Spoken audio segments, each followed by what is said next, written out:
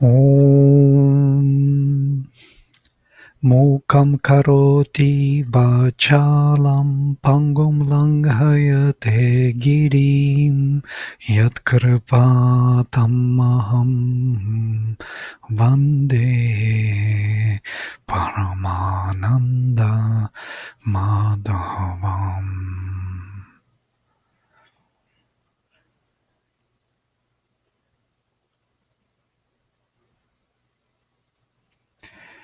So today I was looking into this chapter 14 in the essays on the Gita, that very chapter we already read from. So I want to read the passage before we start. This small passage starting with this, the idea. The idea of the Purushottama, seen here as the incarnate Narayana Krishna, is therefore the key. Without it, and this is an important message of all integral yoga, without it, without this idea of the Lord Supreme, the withdrawal from the lower nature to the Brahmanic condition, what Advaita proposes, or Buddhism, leads necessarily to inaction of the liberated man. It has no other purpose. His indifference to the works of the world.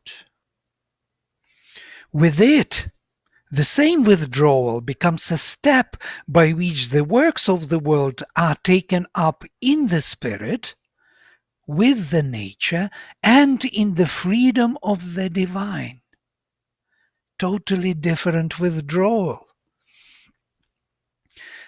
See the silent Brahman as the goal, and the world with all its activities has to be forsaken. See God, the divine, the Purushottama as the goal, superior to action, yet its inner spiritual cause and object and original will, and the world with all its activities is conquered and possessed in a divine transcendence of the world.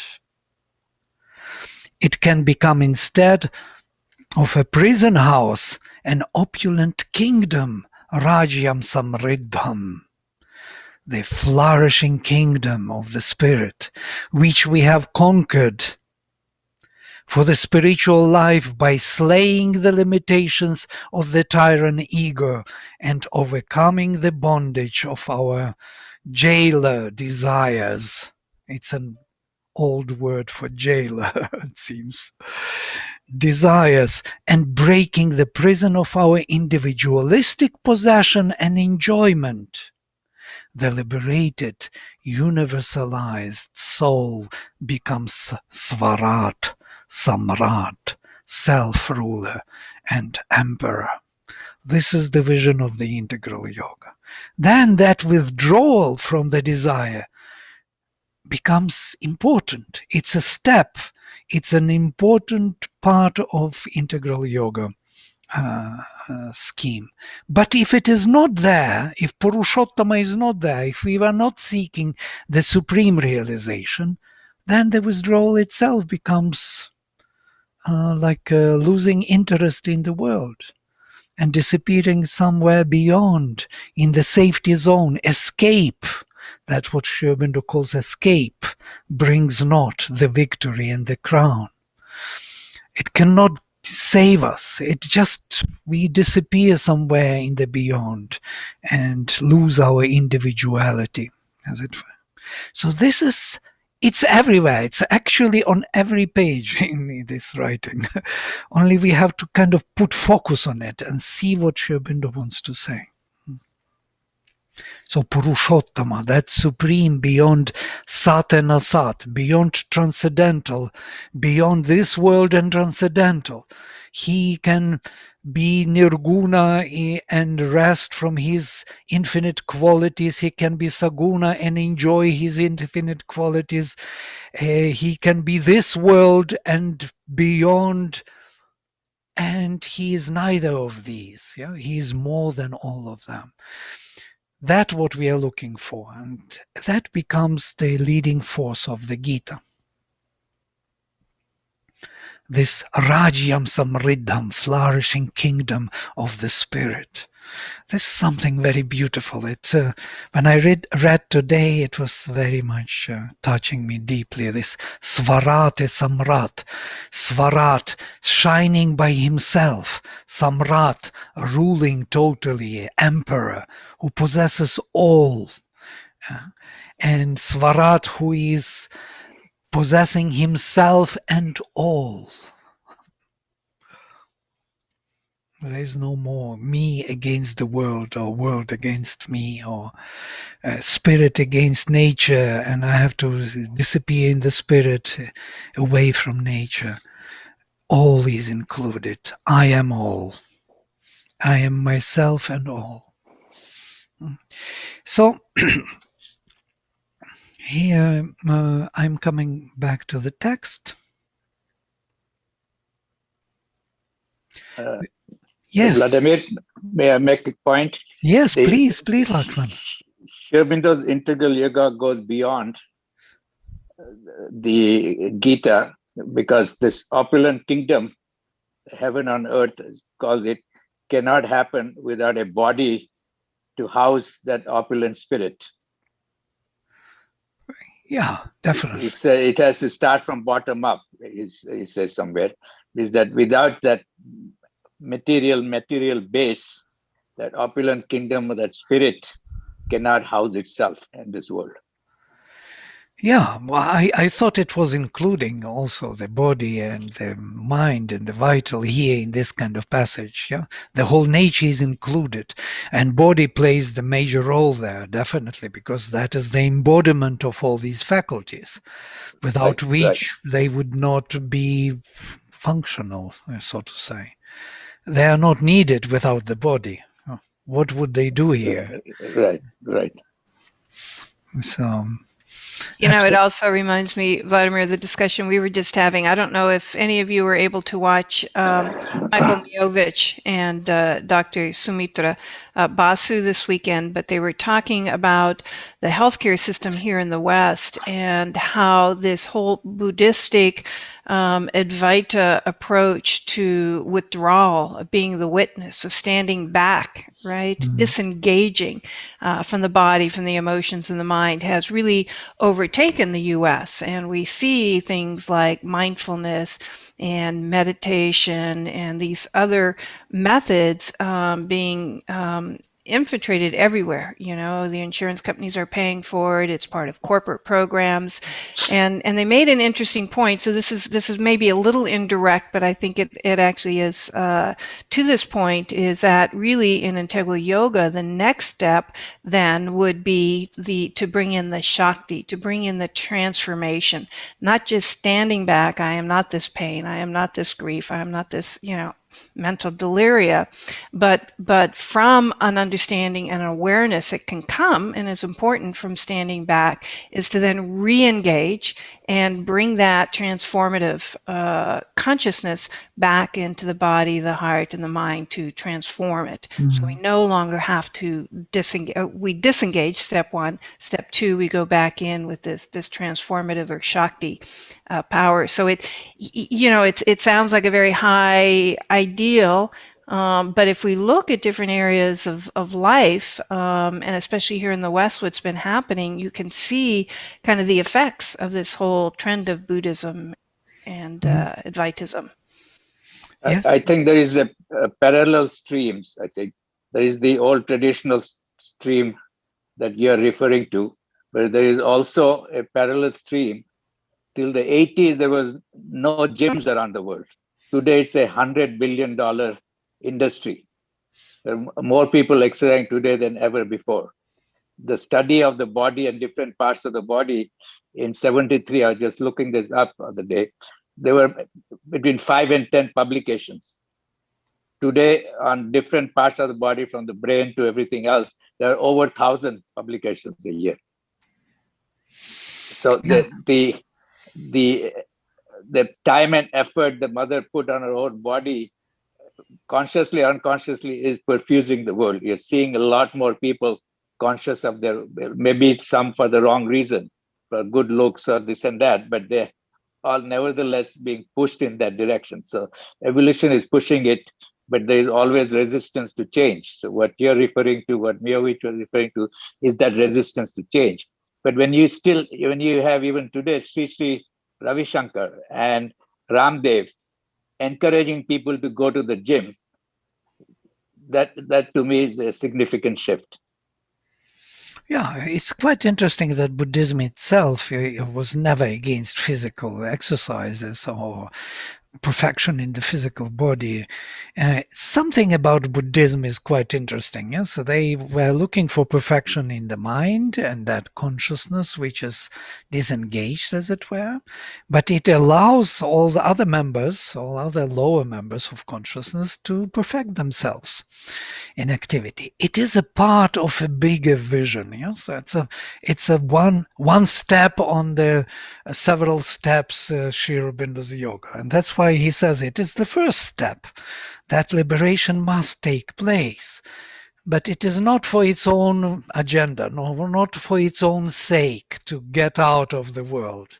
It is just to become better engaged in the world and to bring more capacity to our lower members, to liberate them from this tyranny of the ego which is imprisoning us. And in that sense, it's a necessary step. And in this setting of the Gita, it is quite clear what it does. Yeah? What the aim is to reveal the samrat and svarat quality of everyone here. So it's a beautiful vision. And of course, what he was mentioning, Michael, in that it's quite interesting. He said that 15 years back, whenever he referred to some kind of meditation, nobody wanted to listen to him. They were checking and rechecking him. Whatever he meant to say by that, spirituality was not accepted so easily. But within these 20 years, it took over the whole United States. There was such a huge development. And now, what I think that maybe within next 10, 15, 20 years, there will be more development towards this more integral vision of Sri Aurobindo. Once that is there established, there will be a need of more profound development, where the nature itself becomes a part of this enterprise of the spirit. And we can see it because physical exercises, gyms, as you say, are everywhere. People want to be healthy in the body. Why? Why to be healthy in the body? It's not yet clear totally, but it will become clearer and clearer more and more with evolution of consciousness. I think we are heading in that direction. In the direction of the Gita, Purna Yoga, the integral yoga of the Gita, which is the basis of integral yoga of Sri Aurobindo, definitely. Of course, with the Divine Mother, we already had a discussion. Where is the Divine Mother? Yes. In the Gita, there is no mother, as it were. But I solved for myself this puzzle by reading in the children's book about that the Gita itself is the Divine Mother. The word of the Lord, the song of the Supreme. She is the action of the Divine Mother. So she is the mother. All right, so here we stopped. Yatsankyah prapyate sthanam tad yogairapi gamyate ekam sankyam cha yogam cha yav pashyati sapashyati. And Sankhya, what is achieved by Sankhya, that is achieved also by yoga, because it is one. Sankhya and yoga are one. Who sees such them as one, he definitely sees. He knows. Sanyasastu mahabaho dukham aptum ayogatah. We read this. I'm just kind of warming up to move ahead. And sannyasa, to achieve sannyasa aptum, Dukkhamaptum is difficult to achieve sannyasa in the pure sense, without yoga, without the activity, without the action. Yoga yuktah, but the one who is composed, who is organizing himself in the unified way, Munir, Brahmanacharena adhigacchati. He arrives at the spirit in a very short time, Nacharena, not for long.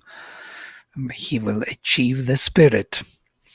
Yoga yuktah vishuddhatma vijitatma jitendriyaha sarvabhutatma bhutatma kurvannapi na lipyate. Yoga yuktah, the one who is composed by yoga or follows yoga or yoked by yoga, Vishuddhatma, whose self is purified, Vijitatma, whose self is conquered. This is also a very important vision, to conquer oneself by oneself. They will speak about this more in the chapter 6. Jitendriya, who conquered his own senses, Sarva Bhutatma, who is the self of all the beings, or how to say, who sees himself, Sarva Bhutatma. Kurvannapi nalipyate. Even when he is active, when he is acting, he is not marred, or I will see how Sri Aurobindo puts it. He is not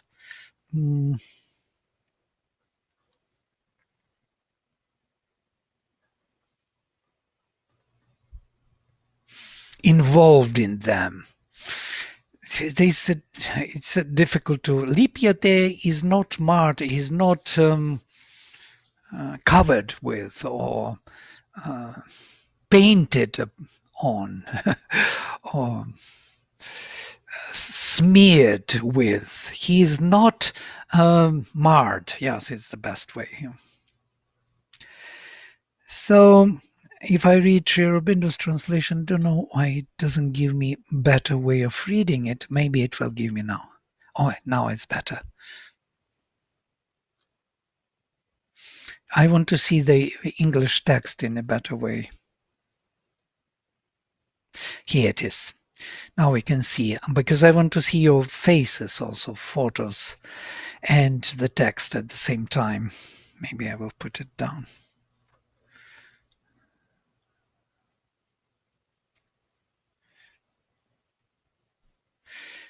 Okay, now I have both.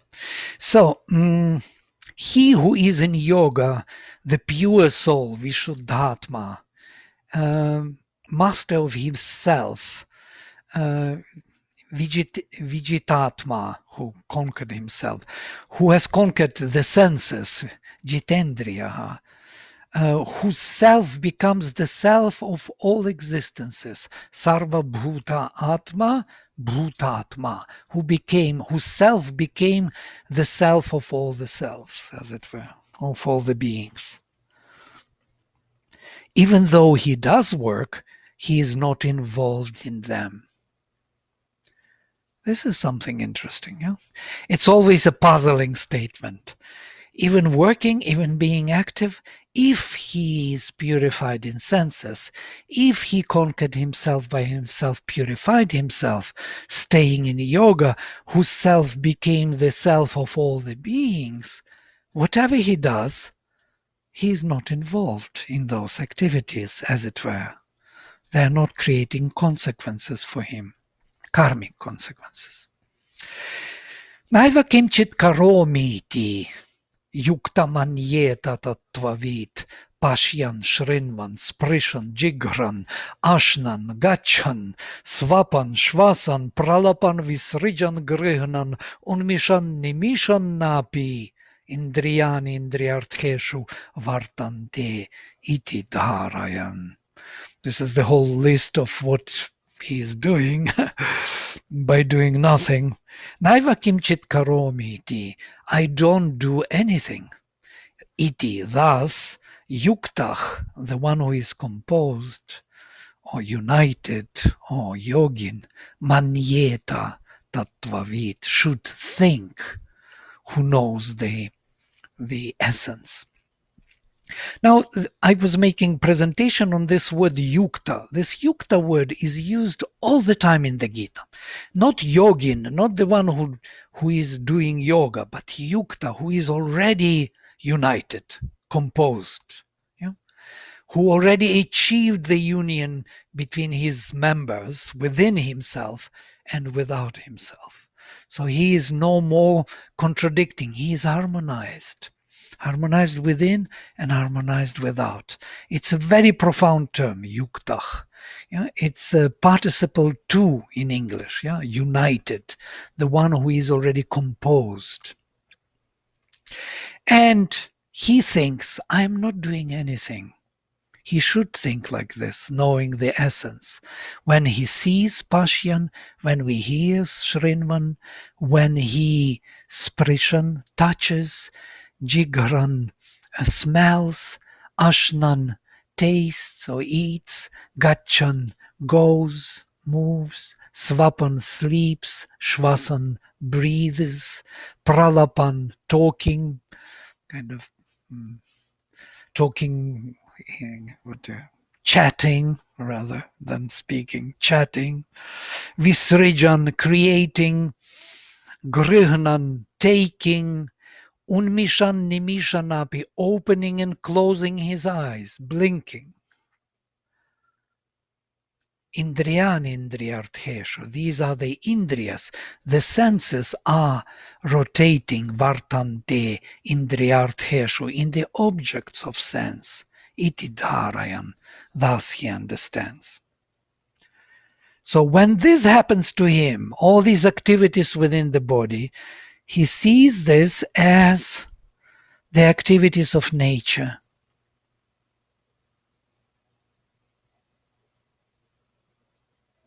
That is the indriyas rotating within the object of sense. The senses are rotating in the object of sense. This is the liberation, the view of the liberated consciousness, yeah, which is not involved in anything. Activities are taking place and the consciousness is viewing them and understanding what is going on, supporting it with its own sanction. It sanctions them or not. And then the nature moves and does whatever she has to do with this body, with this mind, with this vital, with the sanction of Purusha, who is viewing it, what is going on. Excuse me, Vladimir. Yes. Manjeta is Purusha. When Manyeta, yes. Manjeta is Purusha. No, it is a reference to the one who is liberated, Yuktach. Yuktach, the one who is united, should think Tattvavit, who knows the essence, in this way. And when they say essence, what's mean essence? Is the psychic being or the No, Jivatma? it's more Tattva. Tattva is thatness, as it were. Thatness, so who knows the very nature of everything, as it were. That's why I translate essence. But tattva there are 25 tattvas in Sankhya. And tattvas are irreducible elements of nature. And is not included the one self. It is included. Purusha is included into tattvas, yes. And then in Manjeta is included Purusha. Manyeta, yes. Yukta, yeah, of course, maybe included. I do not know whether it is included or excluded, but the one who is, we are treated here as Purusha, yes. So the man who is involved in nature should think that he is Purusha, and that's how it is being given to us, yes, that by doing any activity, seeing, hearing, and so on, he should see that these are the senses rotating in the object of sense, and nothing else. So in that way, he is Purusha, because Purusha sees in this way. He is a witness of what nature does. He is free from activities of nature, totally free.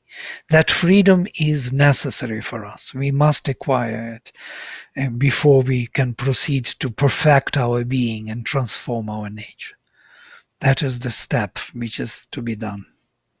And when we say this kind of perspective from Purusha, which difference is with Shobhava? Shobhava. What is that? You say Shobhava is an essence, isn't it? Oh, Swabhav. Maybe You talk about my Swabhav? pronunciation is Swabhava, you mean Swabhava. Swabhava. Shobhava, right? Thank you, Lakshman. Swabhava's one's own, yes, inner nature. Swabhava is an interesting term which is connected to Adhyatma. And Adhyatma is regarding ourself and our role, what we have to do in this manifestation, why we were born.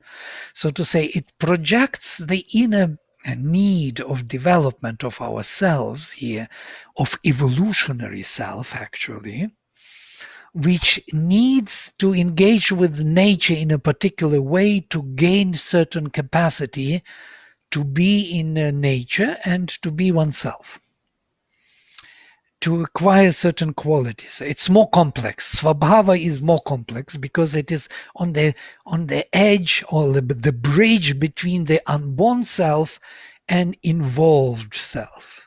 It is that projection of the unborn self into the manifestation, or the need of coming into manifestation. And this is very close to psychic being. Psychic being, right? Right. Thank you. Excuse me, Vladimir. Excuse me. Yes.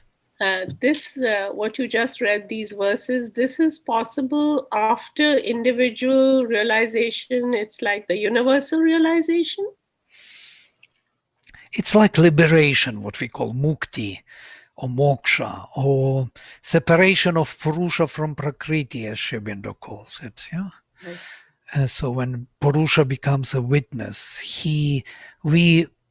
it's a psychological realization of us understanding that we are unborn self. Can you imagine we will realize one day that unborn self, that as Pavitra was telling to Sri Aurobindo, when would I get that mukti, when I will see myself as I see others? That is something on that level. So this is exactly the description here. He sees all that he sees and he hears and he does and he sleeps, and he views himself as if in the movie, as it were. He looks at himself as if it is not him. Yeah? Because he has another poise of witness of that consciousness which he realized in himself, freed it from Prakriti, separated Purusha from Prakriti, and now can view the actions of Prakriti within himself as if it is not him. I see. Thank you. It looks like a little bit, yes, from the general point of view, psychological point of view, is a bit dangerous to view oneself as if you are not yourself. Yeah? But that is the misunderstanding. It's actually a liberating view.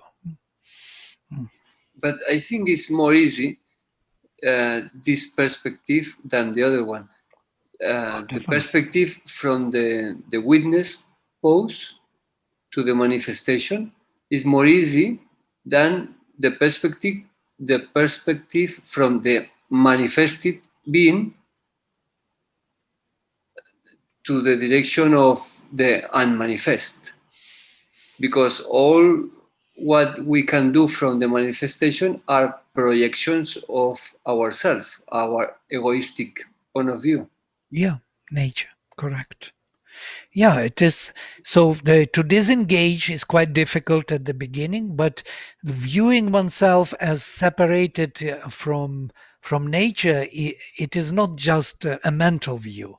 It's a realization of some kind. Your consciousness is really disengaged from nature and really can stay and become aware of itself as separate from nature.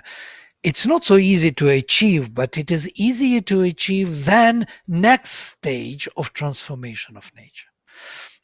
Which Sri Aurobindo mentions when Pavitra comes to him and he speaks to him and he says, I'm looking for the ideal of mukti. And Sri Aurobindo says, in India, there are people who can help you with this, who can give you this mukti. Only you have to learn their languages because they don't speak English. They speak their own native languages. So if you learn their languages and start kind of attending to these gurus, you will get to that ideal of mukti. My ideal, he says, is going farther from this, is to not only, if mukti would be my ideal, my yoga would be over.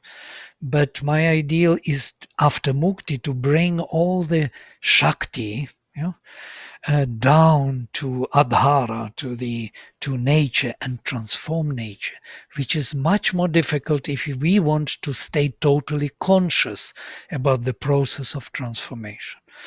And this is what he says to Pavitra. And if you are interested, and I can see that there is a sincere call in you, in your heart, and there is something from above answering to your call, then you can stay with me and see how far you can go before you can proceed on your path. Sri Aurobindo was so humble to speak that way to a newcomer. Yeah. So, this second half of his yoga is definitely much more difficult. And it starts after the liberation takes place. And in that sense, it is a necessary step. By the way, it's a big question because in the very conversation with Pavitra later, Pavitra asks him, because what happened to Pavitra, he opened up to the descent and the power, the Shakti started to descend into him and he felt it in his mind descending to his heart and below into the body. And then he asks him in one of the conversations, why don't I get mukti? That very mukti which we are reading now, yes, to see oneself as if somebody else. And Sri Aurobindo says it is not important anymore because the Shakti descended and Shakti does the work. You will get to that ideal, he said later, but it is not important anymore because you got the answer of that force which transforms nature. So there is something about Sri Aurobindo's yoga which is quite puzzling in that way. Of course, the best way would be to receive liberation first and then to proceed for transformation. But sometimes it doesn't happen that way, that 1, 2, 3 way. So in case of Pavitra, of course, Sri Aurobindo was with him and the mother was with him. So it was a very different case. I do not know whether I make totally sense, but for some people it may make sense. Where is our mukti? Why don't we get into mukti? Because there is already a grace and we can feel it and it comes down to us and we want that grace more and more. We don't want even mukti. We want the grace to grow. There is something in our heart which calls to that grace, to that Shakti. Of course, it would be very useful to be liberated before. It would speed up the whole work and make it much easier, less stumblings and so on, less misunderstandings. But it's not given for some reason, so... Who knows? Probably every night when we are sleeping, we experience mukti. Who knows? Yes. By the way, this idea that there is no mukti, kind of, I understood that in the Veda, if you take Rig Veda, you will not find the word mukti or the very idea of liberation. There is no liberation whatsoever. And it is clear why, because rishis were already muktas in a way. And they were working in the second stage of transformation of nature. And so they were not looking for liberation. They were looking for transformation, for change of nature. And that's why Rig Veda is so appealing to integral yoga in that sense. It's like a second stage, as it were, of integral yoga, at least in my view. Vladimir, Yeah. Vladimir, how do you define nature? What do you mean by nature? Nature, Transforming nature. nature is mind, vital, and body. All Or three. let us say body, vital, and mind, if you will. I think Srimita somewhere says that the yoga it almost bottoms up. Everybody in the past has done from top to bottom and stopped at the vital, never even tried to penetrate matter. And this is first time that we have penetrated matter. And so he says that it almost bottoms up, almost what seems more important than top bottom. Right, but notice in Sri Aurobindo's yoga there is a descent, and not so much ascent as really once the descent starts. So the force, I'm talking about Sri Aurobindo's own sadhana, yes? The force descends into the mind first, to the higher chakras, makes order there in the mind, illumines the mind, creates even the mind of light. That's what he was telling at the end of his life, that the mind has to change its own substance. That would be the stage of a new evolution. And then once mind is changed, it comes down, changes our vital. Yeah. The psychic is calling to this force, and it comes to the vital, transforms vital, and then it is ready to descend into the physical.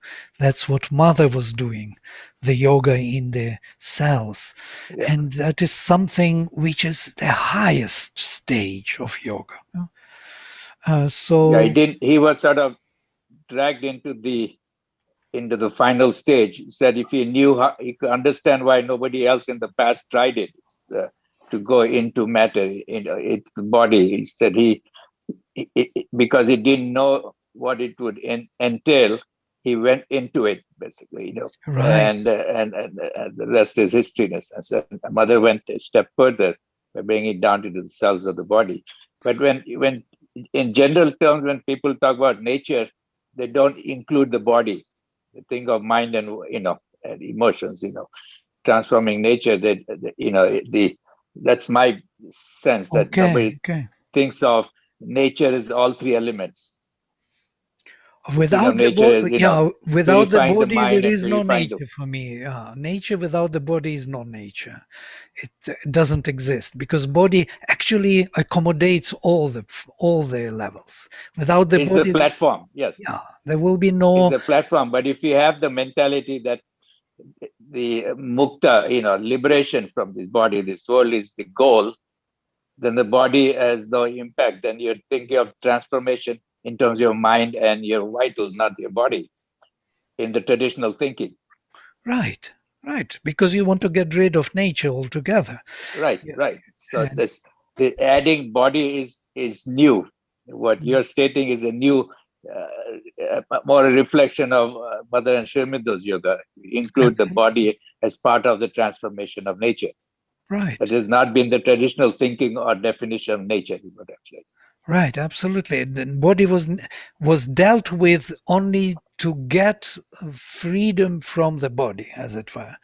Right. In correct. meditation, even traditional Hatha yoga was meant only to give us enough time to concentrate deeper and to find that samadhi stage in which you will disappear into it. Yes, right. It's a difference between renting a property and owning a property. People rented the body in a sense that there's a temporary abode, and to get rid of it once you have your liberation. Whereas owning the body, which is part of yoga, owning it and transforming it is different from renting it, as was the traditional thinking.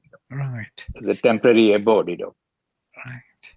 And here, what he says in this passage, what we read, is even one more additional. When we do this withdrawal from nature to find unborn self, to find the spirit, as it were, the witness, we do it not in a view to liberate ourselves from the body, but we do it because we need to bring the supreme into the action. And that is something else. It changes totally the view on nature and the body, on the vital, on the mind. These are the instruments or the embodiment of the spirit or the supreme. And then if we work for that, it changes totally the whole yoga. And in that sense, what he said to Pavitra, that it doesn't matter now when you will get mukti, because mukti is only a stage. The major process of transformation has already started. And so it will bring that mukti, definitely, but it will be a kind of a side effect, side dish, as it were, in comparison to that bliss which is descending into the nature. I'm a little bit exaggerating, but still, I hope people who are seeking mukti would not be offended with this kind of exaggeration. All right, so here this view on the liberation as a part of the process of integral yoga, as a first step, as Sri Aurobindo many times says in the Letters of Yoga, that it is my first step is liberation. First step is separation Purusha from Prakriti, and so on. And then, once it is done and we are identifying ourselves with unborn self, we can engage with nature in a very productive way. By the way, not only Sri Aurobindo spoke about this, but also Ramakrishna, as you know, he spoke about two types of souls. Maybe I mentioned many times already, Ishvara Koti and Jivan Koti, the types of souls. Some souls are seeking liberation. They want to get out of this manifestation, from this suffering, from this nature, from this death, disease, decay, decline. They want to be free, to join the bliss and never be separated from that bliss, as it were. And one cannot blame them for that. We all want bliss, definitely. But there's another type of souls which are rare, as he says, and these are Ishvara Kotis, who are seeking liberation for the sake of manifestation of the Supreme. They want that as a stage, because once they are liberated, they can come back and be much more effective in action. Doing here verily works. You remember of Isha Upanishad. Kurvanneveha karmani jijivishet shatam samaha. Being liberated, one should stay and wish to stay here, full cycle of life, doing here verily works. It is thus and not otherwise. Karma does not stick to man. So this is exactly that stage where being liberated, being freed from nature, one comes to engage with nature on behalf of the Supreme, or the free spirit, and do everything in his view, in his perspective, looking at nature from his point of view. It's the same as Vedic rishis were seeing their nature. They were viewing it from that perspective of liberated spirit, and they wanted nature to be liberated and to reveal all the plenitude of the spirit, in this manifestation. You know, I personally think that we have all in previous lives sought liberation, sought nirvana. And so in this life, and perhaps in a few before this, we're here now to take the next step. But I think we've all been on that path before. Interesting thought. Sure. Yes. Somehow we recognize. In preparation for this life. Yeah. Yeah, we recognize the value of it, definitely. To be free finally from any entanglement with nature, any, forces which are claiming to be our own decisions, our own preferences and desires. These are not our forces. This is not we who decide that. That is nature's entanglement. And to be free from it and to be finally deciding what is right is a great liberation. We need to have it. Yes, definitely.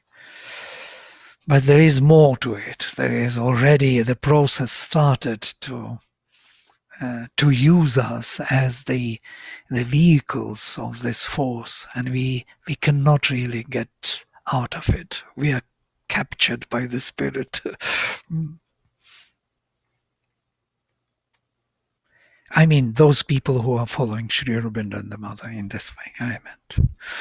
Who recognize the ideal of this transformation of their nature, of their life, into the diviner life, greater life, which is much greater ideal than just leaving it and going away. So, Brahman yadhaya karmani sangam tyaktva karoti yaha lipyate nasa papena padmapatram ivambhasa. The one who has left, having left, let me read what Sri Aurobindo is writing.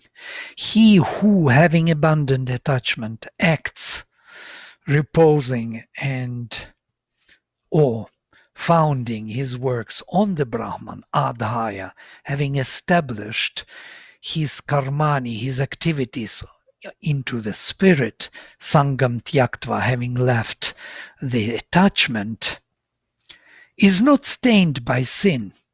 Sapapena nalipyate.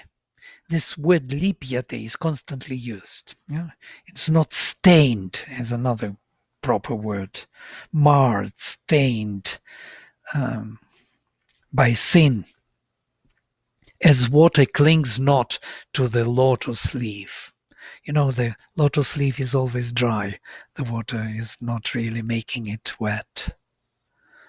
Kayena manasa buddhya kevalairi indriyairapi yoginah karma kurvanti sangam tyaktvatma shuddhaye. Kayena, with body, manasa, by the mind, by the body, buddhya, by the higher mind, or by the pure reason, kevalaich indriyaich api, and by pure senses. Or here, kevalaich, he says with the organs of action. Yoginah karma kurvanti. Yoginas do the karma, the action. Sangam tyaktvatma shuddhaye, having left any attachment for the purification of the self. To purify the self, one can do through activities. But it has to be done in a pure sense, like only by body, not engaged in the body interest, by mind, not engaged with, interest, what mind is doing, by higher mind, which is also kind of disengaged with, and with senses independent from your interest. It's not an easy task, actually, if you think for a second, how to be disengaged and do the work properly. And yes, the formula is given not to attach to the fruit of action. The fruit of action is the catch, which is kind of orienting us in a sense that we forget who we are. We identify our unborn self with nature, and then we lose ourselves in her. As Sri Aurobindo says it beautifully in Savitri, he lost himself in her to find a new in her. So we lost ourselves in her activities, in order to find ourselves anew through her action. But if we do it with just senses, body, mind, higher mind, not attaching ourselves, sangam tyaktva, having left any attachment, we should do the actions for the sake of purification of the self. Then we will. Yes? Sorry. I didn't mean to interrupt, Vladimir, but it occurred to me that this is another significance of the act of offering, because usually human motivation is desire for the result, some attachment to the act or the process. But if it's done through offering, if it's truly done that way, then there's no attachment and there's freedom from the results. Very nice. Yeah. It's liberating us from that kind of burden of being responsible for the fruit of action in our own way. Of course, religion can do even that, offering a very, kind of, in a way, as a righteous action or religious action, ritualistic action, a very jealous action. And that's why we have to liberate our attachment to the result, as it were. We definitely have to offer it to the divine, whatever your will, whatever you want to do with it, not with conditions, yes, because our offering is somewhat little conditioned, yes. I did today the right thing, so of course we all want to be liberated. I'm speaking from my own point of view, but yes, this is the way out, to remember that we are not here for our own sake, but for the divine sake. That's the key. Purushottama is the key, which can really liberate all of us and put everything into the right perspective. And if we can really offer, not mentally only or vitally. We start with that, of course, with words, with ritual, with a not total understanding, but slowly, step by step, as if it gives us more and more capacity to see the truth in it. And our consciousness is being purified. I agree.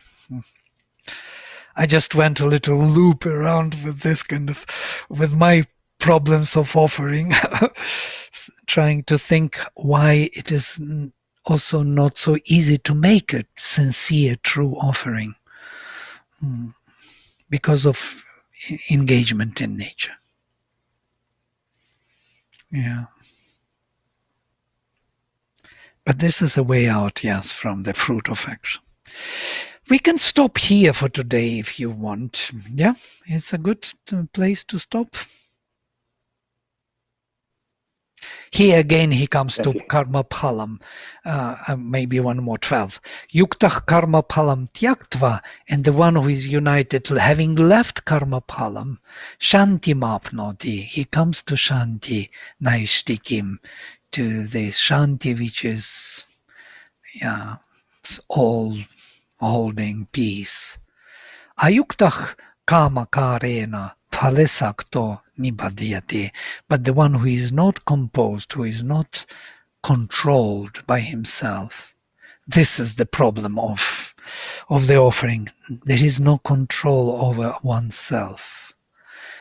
One is not totally yukta, and that is the mind feels that it is happening.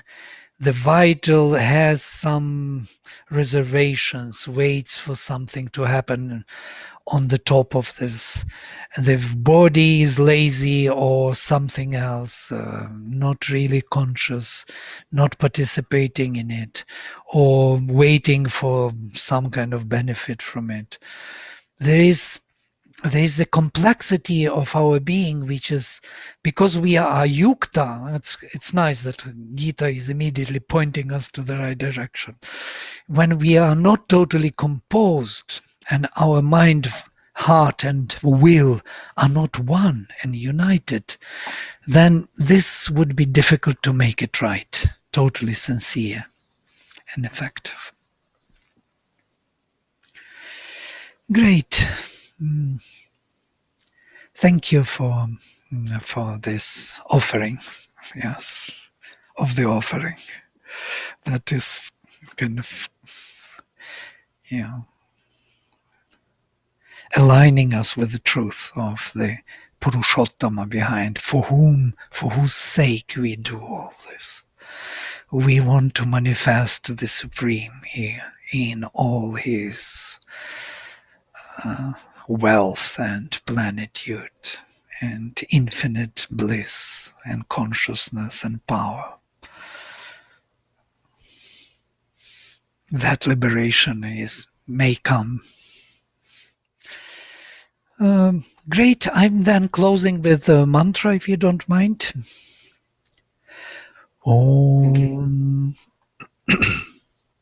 Sarve Bhavantu Sukhinah, Sarve Santo Niramaya, Sarve Bhadrani Pashyantu, Ma Kaschit Dukha Bhag Bhavet. Om Shanti, Shanti, Shanti. Shri Guru Bhyo Namaha. Hari Om. Hari Om.